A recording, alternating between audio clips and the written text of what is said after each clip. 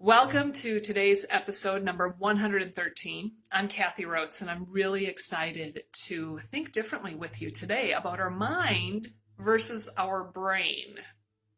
I always thought they were one and the same. I'm learning differently. So neurologists or neuroscientists are really starting to prove that our thoughts create our brain. Negative thinking, this is what it means. Negative thinking is creating negative alterations in our brain, which in essence is creating brain damage.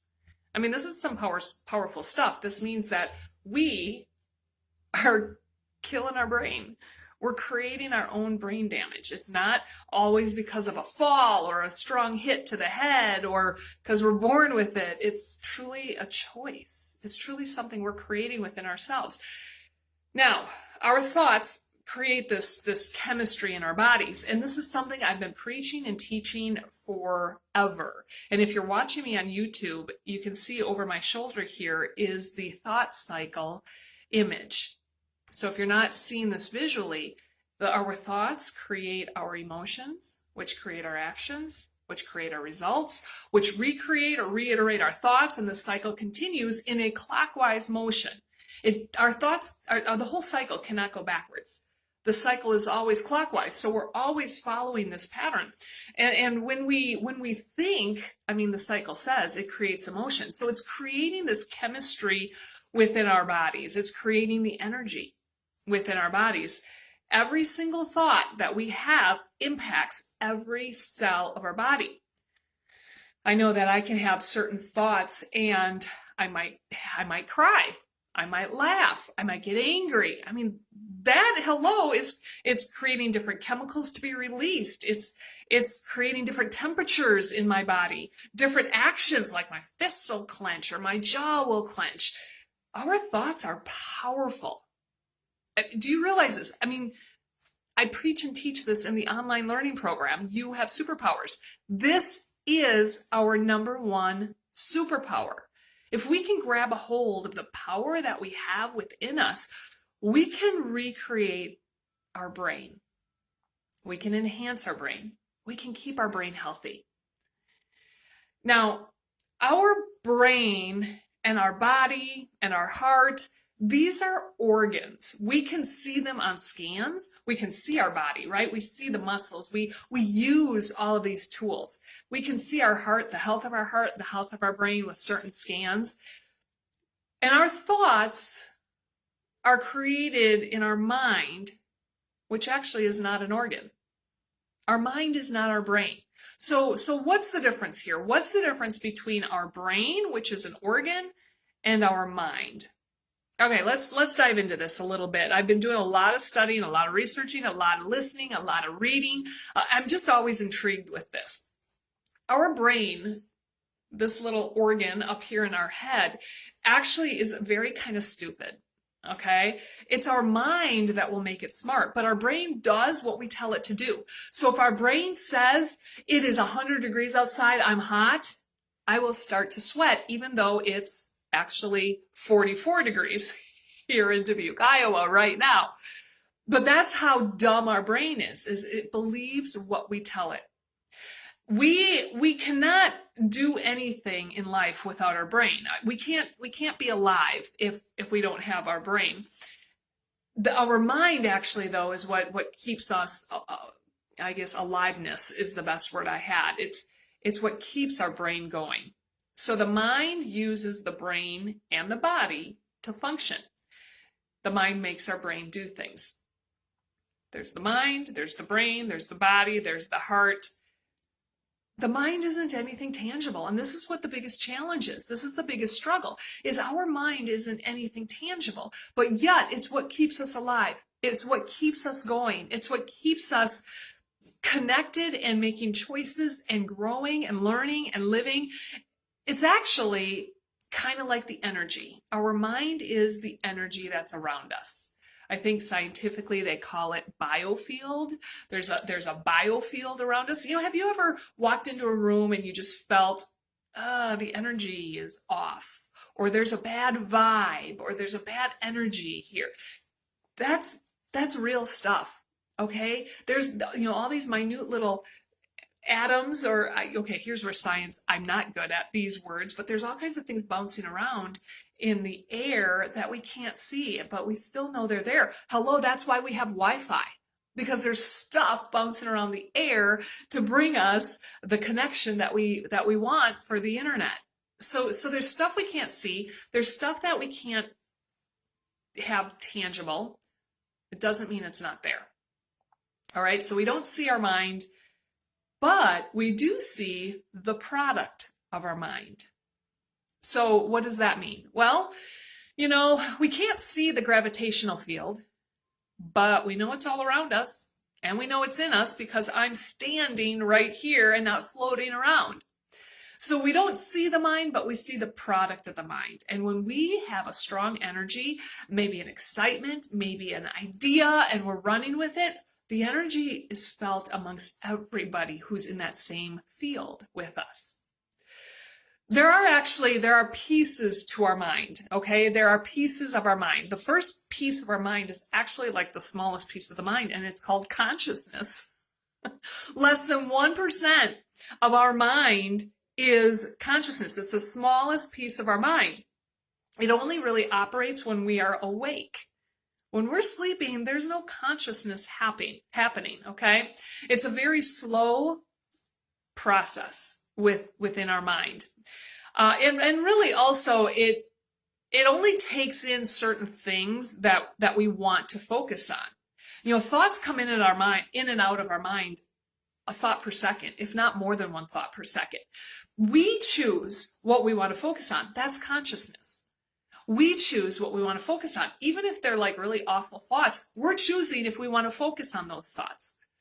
That's consciousness. It's only 1% of our mind. 99% of who we are is our non-conscious mind.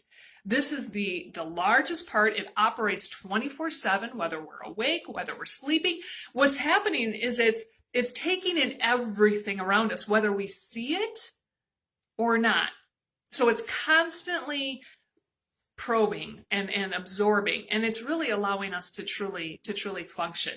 Our unconscious mind is the piece that takes in that energy. So if you are in tune with energy, if you feel the energy of other people, that's your unconscious mind that's really connecting in. It's processing everything so that we can function.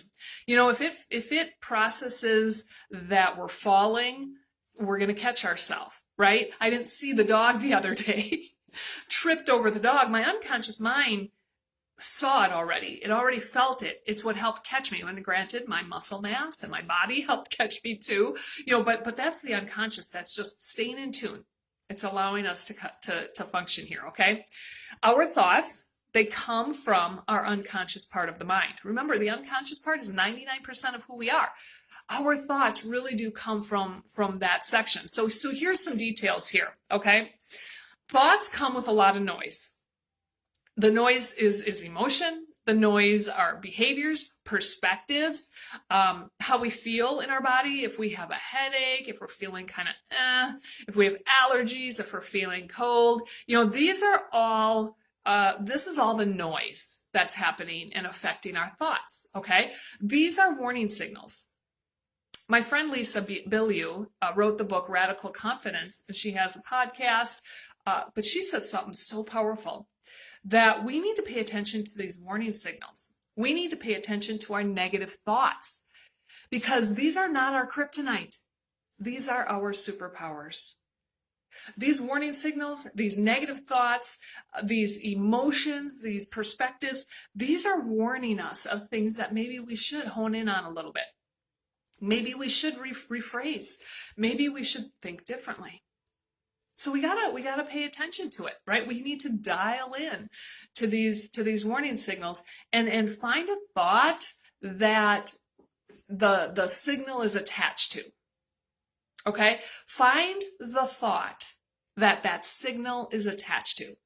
Here's what I mean. Maybe you wake up this morning and you feel ugh. And it could be like barometrically pressure induced because of the weather, okay? But that's an emotion. That's not a thought. And many times we can't figure out our thought. We think our emotions are our thoughts.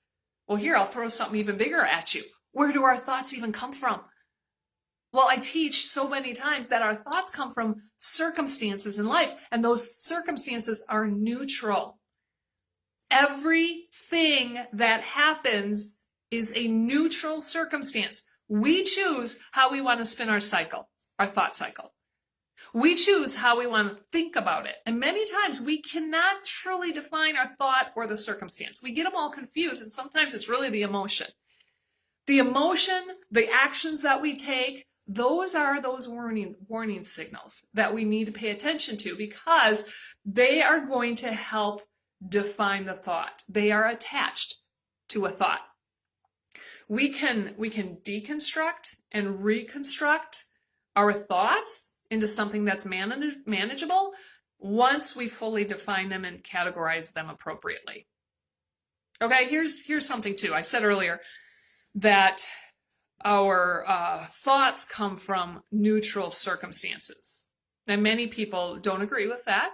Many people argue that because you got things like death and cancer and pandemics and getting fired or laid off or downsized or not being liked or getting a promotion or getting a raise or having something good happen. These are all neutral circumstances. We put good or bad labels to it.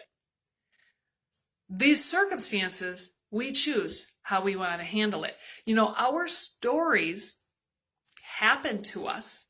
However, we can't really change what happens. We can change how we look at what happened to us. There's always more than one side to every story or belief or thought. There's always more than one side. We choose how we want to look at it. We could look at it like a victim. We could blame. We could put the ownership on somebody else or put the blame on somebody else. But that doesn't help us. It's not the story. It's how we choose to allow it to affect us. That's where the power really comes here. All of this is happening in our mind, in our unconscious part of our mind. I mean, there's a lot happening up there that I can't even control. But do you see the power when you do recognize it? Do you see the power when you do kind of bring it together and own it and be intentional about where you want that thought to take you? If we don't dial into these thoughts, they're still there. Okay? So if we have a negative thought, if we have a negative belief or a negative story, they're still playing around in our unconscious mind. They go up to the conscious mind where we choose to suppress them. So is there anything in life that you've not dealt with? Is there any issue in life that, man, you can remember being a young child and struggling with this belief or this mindset? Yeah, that thought is there. It's all over your subconscious. It went into your conscious, but you chose to suppress it. You chose to kind of push it back. And then they go back even stronger than before. They just keep marinating and they keep coming back bigger and beastier, if that's a word. I like to make up words sometimes. So what we need to do is each burst through that portal of our unconscious mind, it creates a new energy flow. Okay, by the way, I said unconscious and conscious mind. The other part of our mind is the subconscious, and that is the portal or the doorway. So the subconscious is what happens when unconscious moves through to conscious, or other way around even, okay? So things or information, it'll move through from the non-conscious into the conscious. As it enters that portal, that's when we choose what we want to do with it. We are unconscious state of mind when we're sleeping. Have you ever had a dream and the next day you can't remember it, right? It didn't go through the portal of subconscious. But sometimes I do remember it, and then it does go through the portal, and we choose. Sometimes dreams like scare me. We're choosing. Sometimes I even wake up and I'm mad at my husband. Yeah, I'm choosing. I'm choosing. In my conscious mind, I'm choosing to allow that to affect me, even though it's not true. I mean, I get it. There's dreams that are there for a reason, and sometimes they do lead us into truth, but many times they don't. And I make up bigger stories or issues than are needed.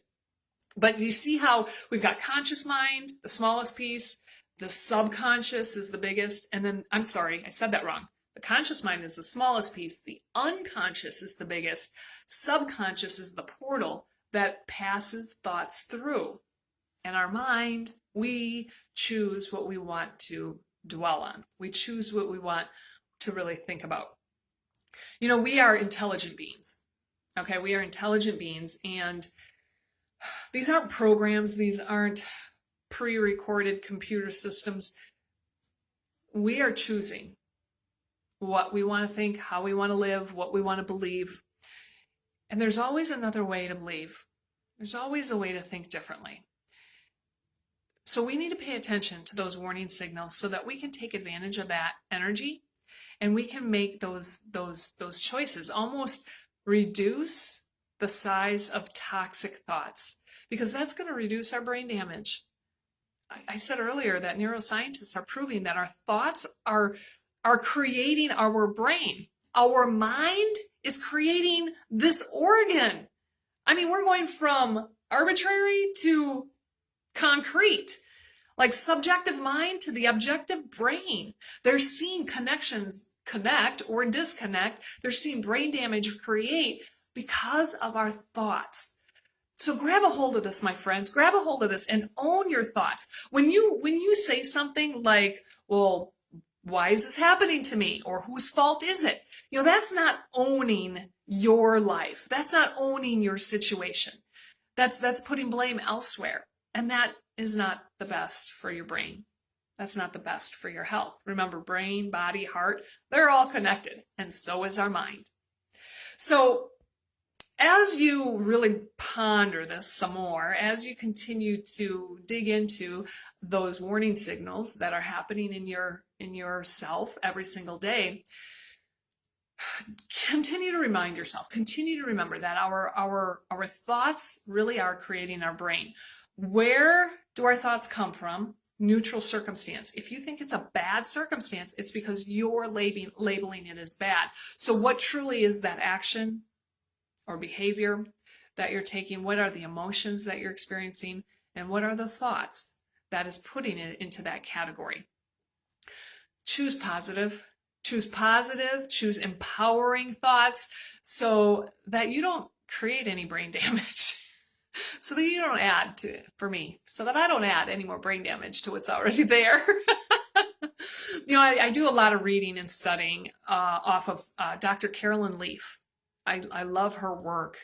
So if you love this, if you want to dig into it more, definitely take a look at what she reads or her podcasts. I also love Dr. Daniel Amen and Dr. Mark Hyman. They're more in the nutrient world, in the food, what we're putting into our bodies. It all is related. It's all related, because if we don't have a healthy heart and a healthy brain and a healthy body, we're not going to have a healthy brain. All of this, if it's deteriorating, is going to frustrate the brain. And now we're creating brain damage on top of all the other health challenges. So I just challenge you, be healthy today. Choose wisely. I hope that this whole topic has challenged you to really think differently. I hope it's challenged your thought habits. I hope that it's challenged the way that you empower yourself. Be great, my friends. Choose wisely. Choose positive. No more brain damage, okay? I'll see you guys next week.